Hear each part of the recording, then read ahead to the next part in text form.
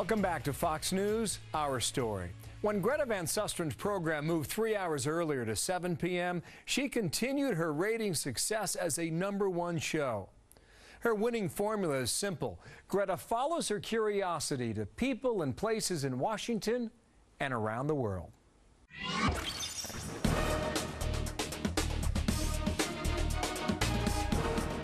I think we're curious, and I think the viewers get that. I think it goes out through the camera that we enjoy our jobs. Just a short time ago, Senator Hatch went on the record. Why do you live in Washington? Because this is where the action is. You see behind you is the United States Capitol. That's where all the stories are. He needs to quit doing what he's doing. Quit spending, quit borrowing. If it doesn't work, Greta, we're all in trouble. We're all in trouble if it doesn't work today. We were just props in that joint session, so he can make what really was a very political speech. If I go up to Capitol Hill and interview Senator Orrin Hatch, I'm going to run into 4 senators on my way up there as I go around the hall. I get information from them. I get to meet their staff. And we put it on Greta Wire so that the viewers have a much more intimate relationship with our show. So I have the jump on every single other cable news show. And they've got to do these by remote satellites, set them up. They got to hope the people show up. I can put my hands right on their throats. Searching for clues, motivations, and the consequences of crime. They were staples of On the Record for many years. But Greta has expanded the focus. Now her show goes to wherever her curiosity leads her, to people. What did Natalie say? She said nothing till she was on the boat, and then she was like, hey, what's going on? You're not coming with me. We receive a lot of the glory. We also receive a lot of the blame. It's impossible to shut down some rumors, isn't it? It is. I have a lot of experience with that. Shutting down rumors is certainly not something I know how to do. Greta's curiosity also takes her places. Is there any way to sort of measure the damage to the infrastructure? You take your show on the road?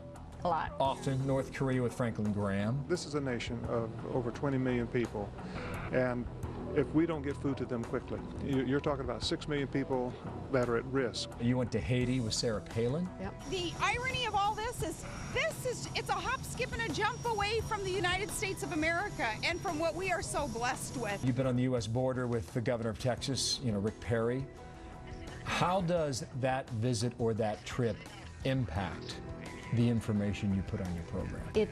Well, first of all, it's always better to see, to actually put your hands on the story. So that helps immensely. There were gaps in the fence. I mean, it wasn't even a question of going over the fence. There were gaps. You didn't even have to get a ladder. If you don't have boots on the ground, you cannot defend that border.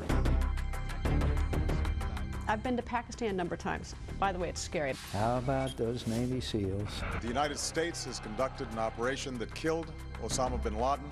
Now, the fact that Fox News Channel had sent me multiple times to Pakistan gave me an ability to be part of the presentation that night. The other big story, though, is that Pakistan has once again been exposed for double-dealingness. You and I worked together at CNN. Yes. At the same time that the Fox News Channel came on the air. Right. Do you remember your first memory or the first image you have of what Fox was? Yes. And then? Yes, but I'll tell you, it's a little different. I remember when MSNBC got launched because we were all concerned about MSNBC, which is about 3 months earlier, and they had spent all this money on a set. Well, look what that did for them. And MSNBC had the money of Microsoft, and they had the money of General Electric. That was a fierce competitor. Right. But no one paid attention to the Fox News Channel. That was a pretty big deal when you went to Fox. Yeah, they told me at CNN I was going to ruin my career. Do you know that? That's what they told me. I was going to ruin my career. How are you doing now? Okay. And coincidental with my departure, I won't take the credit, but coincidental with my departure from CNN, that's the last time, December 2001 was the last time CNN was #1. Up next, the king of all cable, Mr. Bill O'Reilly. He's bolder and fresher than ever. Find out why he's been #1 for 14 consecutive years and counting.